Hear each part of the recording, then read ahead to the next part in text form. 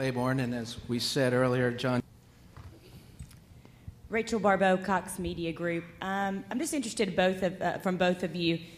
Talk about the similarities in this team and the excitement. Are you guys excited to face a team that one of you've seen before, and it was such a large finish, for lack of a better term? And talk about your similarities and the excitement level going into this game. Well, I mean, we pretty much know what they're going to do, and they pretty much know what we're going to do. But it's going to be a good game. I mean, they know they're going to try to get the ball to their playmaker Richardson, and going to try to run the ball, and we're going to try to do the same, and we're going to see an outcome. Third row right here in front. All right, let's go over here to the left. Mo, when the season began, you guys had a lot of young guys on defense as the year began. What did Coach CHAVIS do to get young guys ready for this season, and how is that carried over from week to week? Just trying to get them reps. I mean, every chance you can get reps is good, and just getting those young guys in, getting them familiar with the system that we're trying to run, and every young guy who stepped up this year and previous years, I mean, they've came and they've played big. Okay, right there in the middle. Morris, could you kind of assess the play of the guys in front of you, particularly your defensive line, what you see and how they impact the games?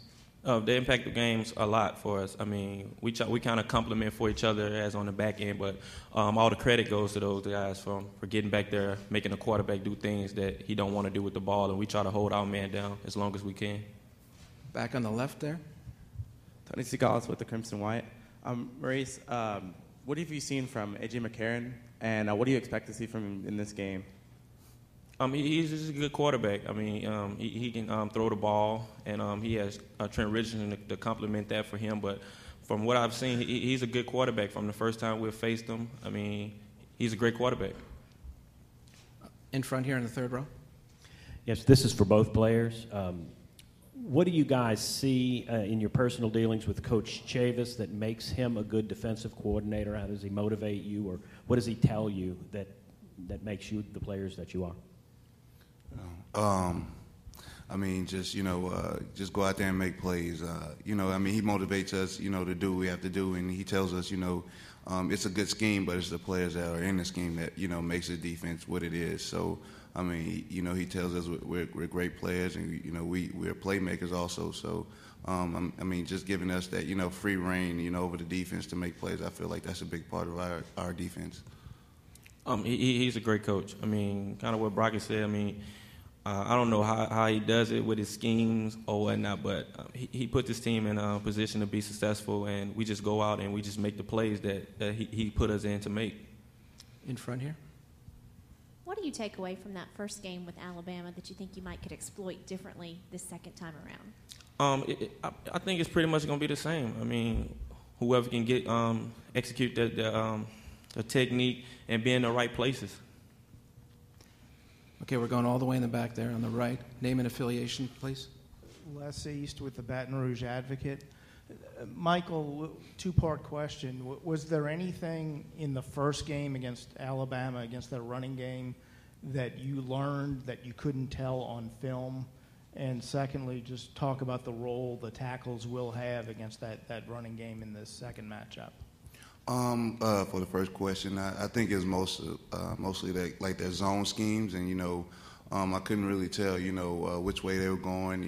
They just mix it up very well, and and their offense is a great offense, and the second part is we just have to get penetration in the backfield really, and I feel like that'll mess up their zone schemes a lot if we get penetration.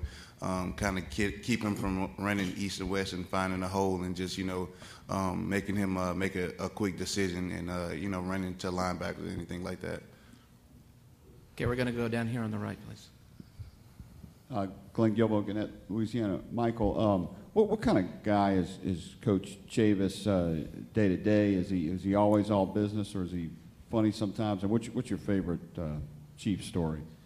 I mean, Chief is all around. I mean, when it comes to football and getting us, to perform well. I mean, he's chief. He's out there, telling us what we have to do and kind of correcting us on our mistakes.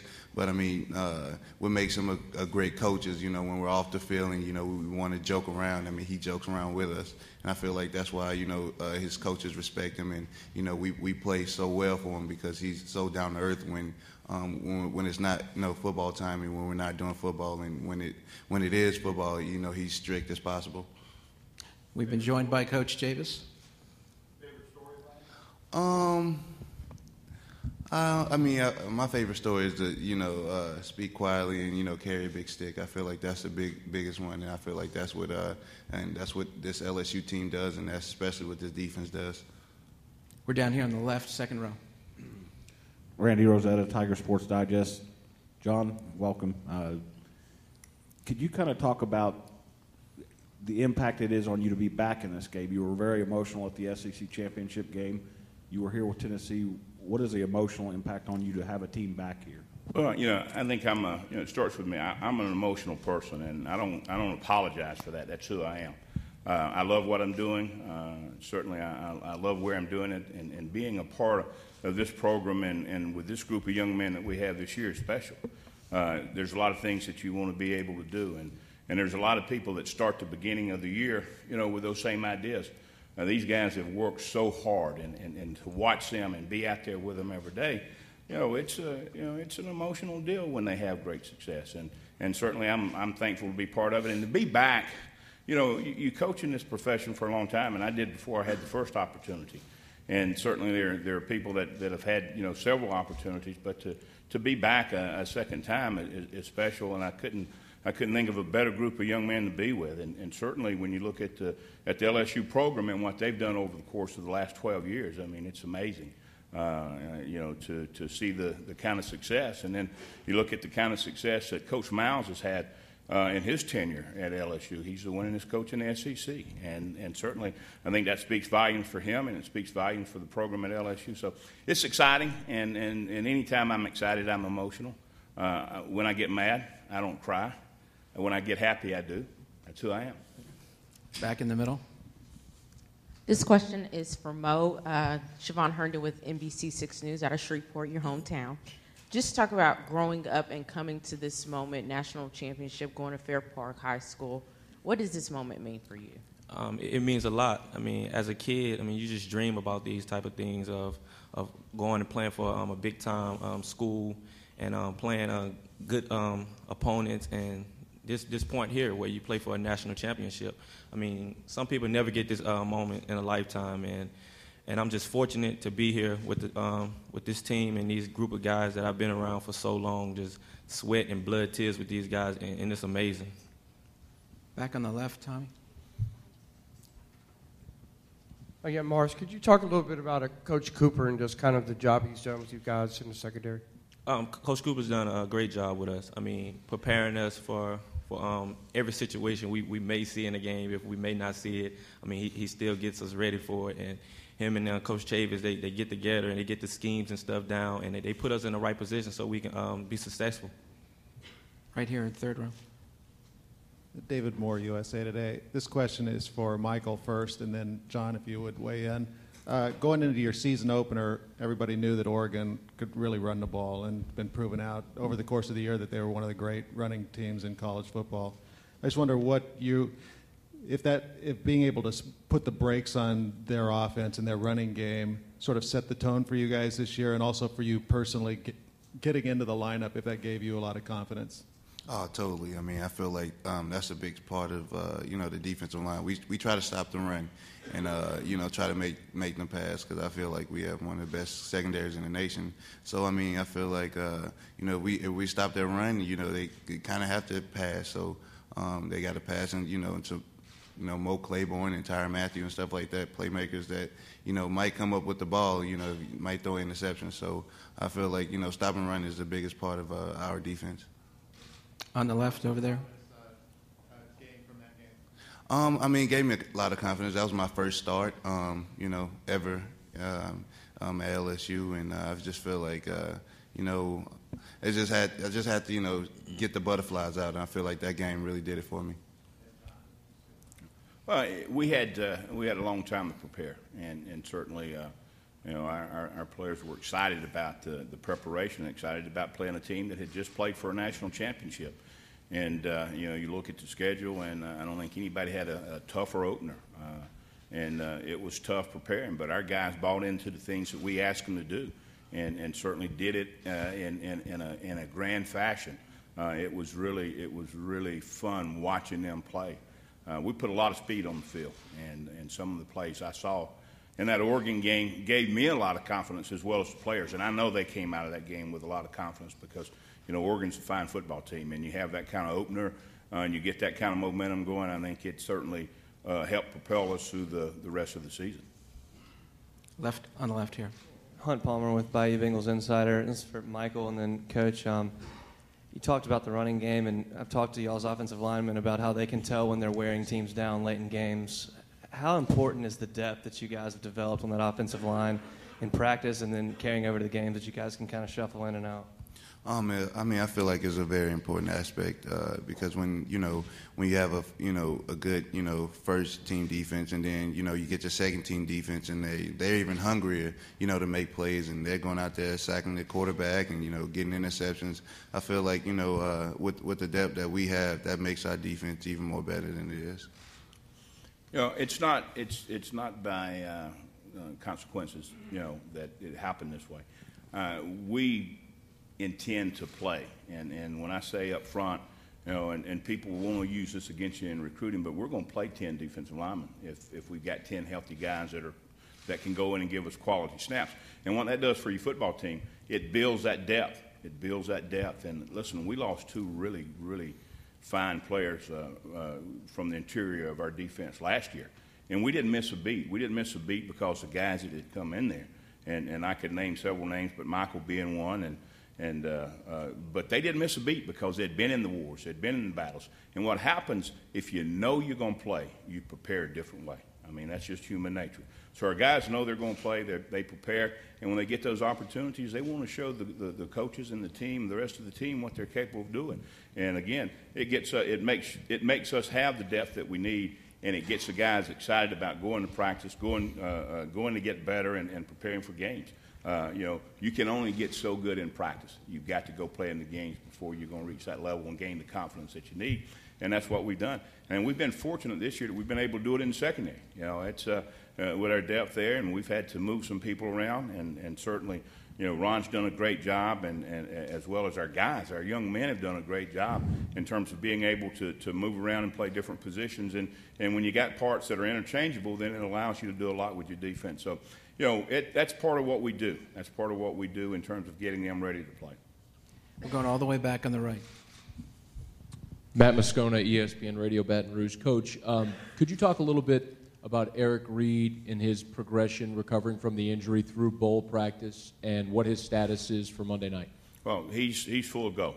There's no after effects. I think he's 100%, and certainly, probably could have played a little bit earlier. We didn't feel that we needed to take that chance, and we wanted to get him healthy.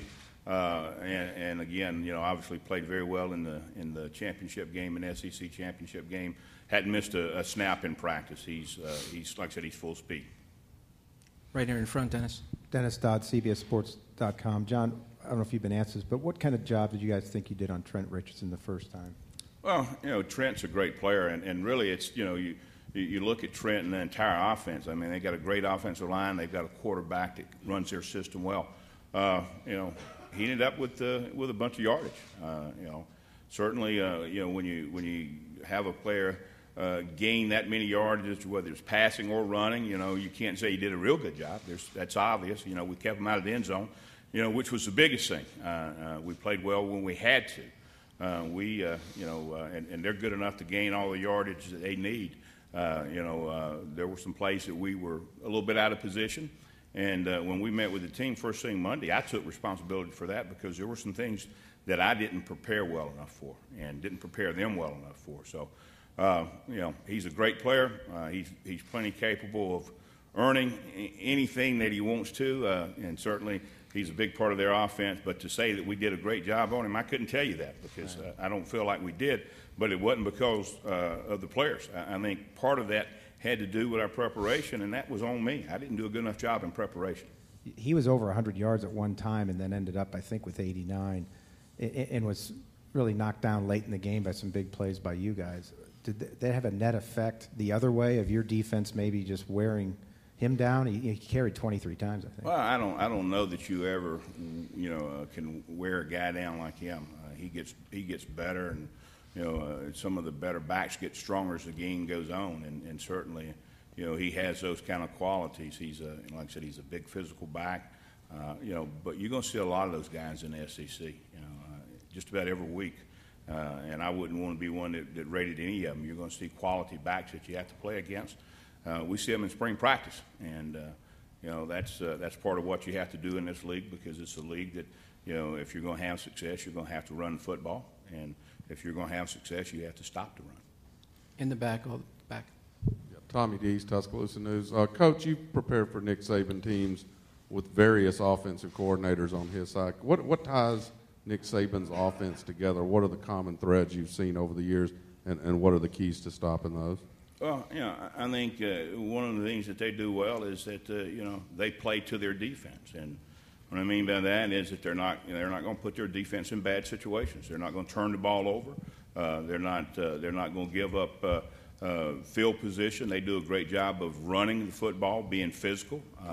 And then their play action game is really, it's really tough to stop when you're committing as many people as you have to stop the run.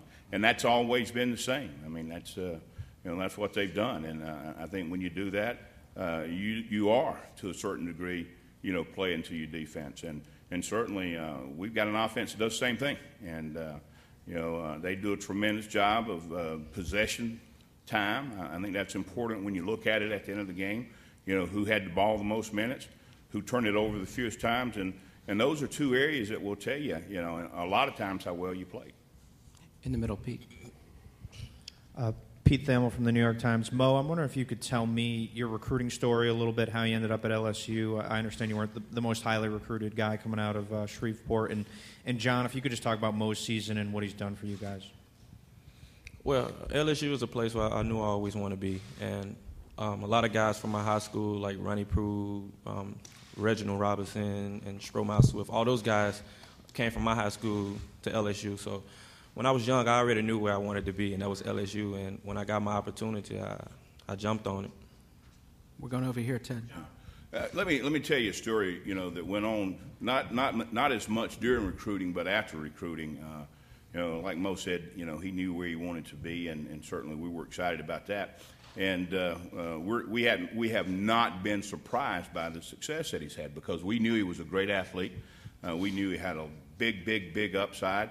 And the biggest thing really was, which side of the ball was he going to play on? And we battled that, but obviously the head coach makes the final call, and he felt quite comfortable that we would use Mo. And I told someone this 2 years ago, and I think it's a compliment to both. Because everybody talked about, Pat, and Pat Peterson was a great football player, still is. You see what he's done in the NFL. I said, we won't drop off because Mo's going to be every bit as good. And, we felt that strong his first year in, We didn't, as we look back, we didn't get him as many snaps his freshman year as we probably should have. That again, you look back and had we got him some more snaps, I think he would have come around even quicker. But there's been no surprise by what he's been able to do. And as good a football player, and I'll say this about both of these, and I could say it about, most of our football team. They're not all perfect, but I'm going to tell you, you won't find two better young men in college football anywhere in the country than these two guys sitting beside me. They're great young men. You know what they've done on the football field, but I guarantee you the things that they do and the things that they believe in, will qualify those statements that I've made in terms of them being great young men. We'll try to do two more quick ones right here, Ted. Coach, you talked a lot about Trent Richardson. What challenge does he present to you when they put him out on the line as a flanker or whatever and trying to get him in space? Well, he's hard to tackle, and certainly, that's where he made his biggest plays, and I think that's been, true all year. And, you watch him in protection. He does a great job in protection, but even when he's in protection, you better be ready to play him because he'll come out of protection, and they got a quarterback that if you do a good job downfield, they're going to lay it off. They're going to get it to him in a lot of different ways. And when that happens, he does a great job running with the football. So he's a very talented guy, no matter where you place him. And like I said, very difficult to tackle. Very seldom does he go down in a one-on-one situation. You've got to get numbers to the point of attack when he has the football. Last question right here. Yeah, Jim Klein-Peter with the New Orleans Times-Picayune. John, it's been talked about a lot that you emphasize speed with your defenses, but can you go into detail about how you use that and some of the philosophies you use, you employ using speed? Well, just a couple areas that I can hit on real quick. Number one is that to play our scheme, you have to be good at corner. You really have to be good there. Not at one corner, but at both corners. You have to be, and it takes speed to play out there with the matchups that you're going to be involved in. The same thing with rushing the passer. In our base package, our defensive ends probably aren't the biggest in the country, but I think when you start looking at speed, it would be hard to find many that that would rate better than ours in terms of speed. And we've got good size. We're not undersized, but we emphasize speed because that's what it takes to rush the passer. And then we'll go in our dime personnel. We use a lot of corners and or safeties that that do a great job blitzing for us. And again, when we start looking at a guy that's blitzing that's 180 or 205 pounds, somewhere in that area, going against a 330 pounder, then we feel like we have that advantage in terms of making him work and doing some things with pass rushing with smaller guys. So, those are the areas that we look at first. But it seems to me that luck follows speed, and we need all the luck we can get from time to time. And I say that jokingly, but our guys do a great job. They play hard, they play fast, and certainly. We even going back to the Oregon game, that was a big factor in terms of us having the kind of success was the speed of our defense. Gentlemen, thank you. These guys are going to head over to the breakout session. And first question on the left here. Randy Rosetta, Tiger Sports Digest. TYRANN, these guys sitting on either side of you, you're pretty emotional, flamboyant type guy out there on the field. These guys are very calm and kind of big brotherly type. Why does that help you? Why is that important for you to have guys like that to balance you out? Well, I think I think it's the best of both worlds. And I just try to go out there, play my game fast, hoping that those guys, have my back, and I think for the most part, in pretty much every game, those guys do a good job of, coaching us and putting us in the right position, in the heat of the fire. Going all the way back on the right. Les East with the Baton Rouge Advocate. Tyrann, two things. First off, what was the deal with you and Tharold swapping jersey numbers at practice this morning? And also talk about what Michael Brockers does to help guys like you and the guys next to you be able to make the big plays and get the headlines. Well, Tharold Simon, he wore number 7 in high school. So, I always joke around at practice, and say I'm Darrell Reeves. So, that's kind of why I went to 24. And Mike does a great job, of just plugging this gap, stopping the run, and just getting his hand in the quarterback's face, and I think that goes a long way, with us because, we don't want to be covering guys for 5 seconds back there. So, I think they do a good job of pressuring the quarterback for us. We're going back on the left. Tommy Hicks with the Press Register Mobile TYRANN. If you would, talk about Coach Cooper and what he brings to you guys in the secondary as far as his style, what you like about his style. Well, he gives us a chance, to go out there, and definitely show off our skill, our playmaking ability. So, we run a lot of man-to-man coverage, gives us a chance to, get the best out of the guy that we're covering. So, Coach Cooper definitely done a lot for us this year, preparing us, on and off the field, film work, practice habits, so, Coach Cooper did a great job this year. Third row in the middle. Jim Klein-Peter, New Orleans Times-Picayune. Brandon, you've been with Coach CHAVIS for 3 years, for 3 years now, I guess. And tell me a little bit about how you interact with him, and give me your best story about him and the way he coaches. Actually, the best story would be him actually converting me from corner to safety the spring of my going into my sophomore year. He's actually the reason I got to start playing for LSU, because I was actually a backup cornerback, and he put me in a starting role at strong safety, and I've been doing a great job. And he's like a father to me, because he talks to me every day. I sometimes go up to his office and talk to him, and he's just a great coach. He's going to put us in a position to make big plays. It's just up to us to make those plays, because the style of defense that he runs, everybody has a chance to be successful. In the left, in the middle. Hunt Palmer, Bayou Bengals Insider. Eric, obviously I've watched a lot of film on the last 3 games Alabama's played since they played you the first time. What have you seen from A.J. McCarron? How is he better than you saw him the last time? I think he's making better reads in his passing game. He knows how to read the corners. He knows how to read the safeties to know what covers there and whether it's man or zone. So we just got to make sure we do a good job of disguising what covers win, and that way we have a better chance. Down here on the right, Ted. That's for Eric and TYRANN. If the rules allowed you to come out for the draft after this season instead of having to wait another year, what do you think your mindset would be right now? I haven't thought about the draft because of the rules being the way they are, but if so, I think I'll stay anyway just to make sure I continue to develop, and that way it give me a better chance to be successful at the next level. Over here in the middle. It's Richard Fisher, Tiger Ag Magazine. It's for TYRANN. In a game where 2 teams are so evenly matched, offensive and defensively, how important is it going to be for the defense or special teams to make a play in this game? And do you think that maybe defense and special teams can actually outscore the offenses in this game?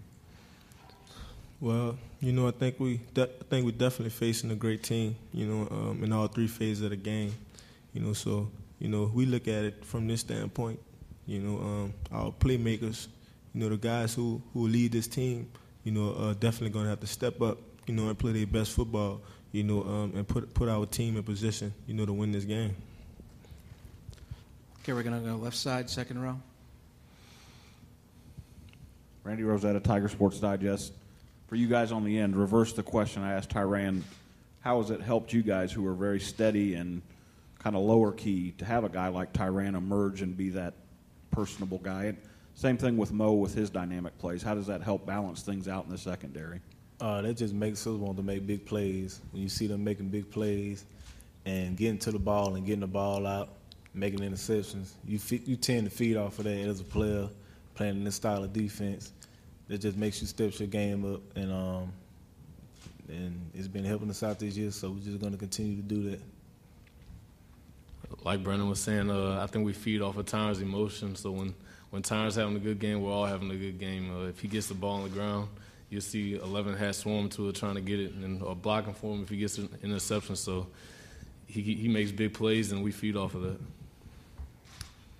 Brandon, my name is Johan Esk. I'm from the Swedish Daily News. I wonder, what do you think you will miss mostly about being a part of this team? Just the family atmosphere around here. It's a fun place to be. We actually got a lot of clowns on this team that like to joke around and stuff, but we actually know when it's time to do business. And just being successful around here and the fan base and just being a part of this family. I know that I will always be a part of this family. It's just being at this place and enjoying the time with these players. Right down here in front. Jennifer Hale with Fox 8 in New Orleans. TYRANN, I interviewed you last year. I don't know if you remember, but you've come so far for such a young player so fast. What do you attribute that to, being able to have such success early on? Well, hard work definitely pays off. Me being at LSU, surrounded by guys like Patrick and, Brandon, Morris, and Eric, they tend to bring out the best in you. So, you go to work with those guys every day, and you see those guys working hard, and you want to work harder, you want to make plays, and, you want to be that guy that, that the team looks to, to be such a special player. So, I just take that with me, every time I walk on the field, so we got a great coaching staff and, great support system at LSU, academic-wise and, even athletically. So, it's just something to be proud of. Down here on the right, Ted. TYRANN, Ted Lewis from the Times-Picayune. It seems like you've embraced your celebrity status. Who has given you some advice about how to handle that? And you realize if you win this game, it's going to increase even more going into next season. How do you look at that? Well, I think Michael Barnett do a good job, of definitely keeping me humble, and just keeping me motivated, on the things that I got to do, for my team, and that's go out there, get wins, play my best football, and hopefully win a national championship. So, these guys sitting next to me, always bring me back down to earth. So, I never get too ahead of myself anymore. Okay, we're going second row in the middle. Andrew Joseph, ESPN America, London, UK. TYRANN, where did the Honey Badger nickname come from, and how does that persona reflect on your game? Well, I think the Honey Badger nickname came from the fans, back in Tiger Nation. And, the Honey Badger is such a relentless animal. He's fierce, and, he's definitely doesn't fear anything. So, I just try to take that same approach, to the field, and just try to play smart and violent football, for my team. Go to Dennis right here in front. Dennis Dodd, CBSSports.com. TYRANN, how often do you think of your dad, and do you ever have communication with him when he's obviously behind bars? I don't talk to him much. No, I just try to focus on, the present, and, that's being a student at LSU and, just try to be a great football player for my team. Do we have any other questions? All right, Dennis. Let's go back here first. Brandon, TYRANN was saying you guys kind of keep him in check. What are some of the things you guys do? Do you give him a hard time? Do you lecture him? Do you joke with him? How do you keep him in check to keep his, I guess, celebrity status from getting out of hand with him? Oh, we just joke around all the time, just knowing that everybody's still human around here and that we have to be humble to be where we want to be at in life. And it's got us this far, so we just got to stay focused and stay humble as players and people and be good people and just be good role models for kids and for the fans, stuff like that, because you don't want to do anything to jeopardize your family or your reputation as a player here at LSU. And we do a good job of that here, and we've been doing a good job of it, and it's got us where we're at now. Now we're playing for the national championship, and we just got to keep rolling. I'm going to do two more questions. Dennis. Eric, could you run through the Marquise Mays Wildcat pass that you intercepted, what you saw? Did you anticipate it? Just go through that, because that was such a big play. We knew he played quarterback in high school, so we knew he had the ability to throw the ball. And we lined up in a zero coverage, was man-to-man. And they were in a tackle-eligible formation, so it's not something that you see every day. So we lined up, the play ran. I had my receiver, and I saw the tight end run free. And as a safety, you're taught not to get beat deep, so just naturally I try to get behind him on the balls in the air. It's just like those ball drills we do every day at practice, so it just went up and get it. Describe how you got that. Did you wrestle the ball away from him in midair, or how did that happen? I mean, that was... Yeah, I believe he got his hands on it first, and then I just tried to get mine on it too and wrestled it away and was able to get it before we hit the ground. You make a case for that being the biggest play in college football this year, considering, where we're all at today. I don't know if it's the biggest play in college football, but it definitely kept our campaign going to get here to New Orleans. Anything else? LSU, thank you.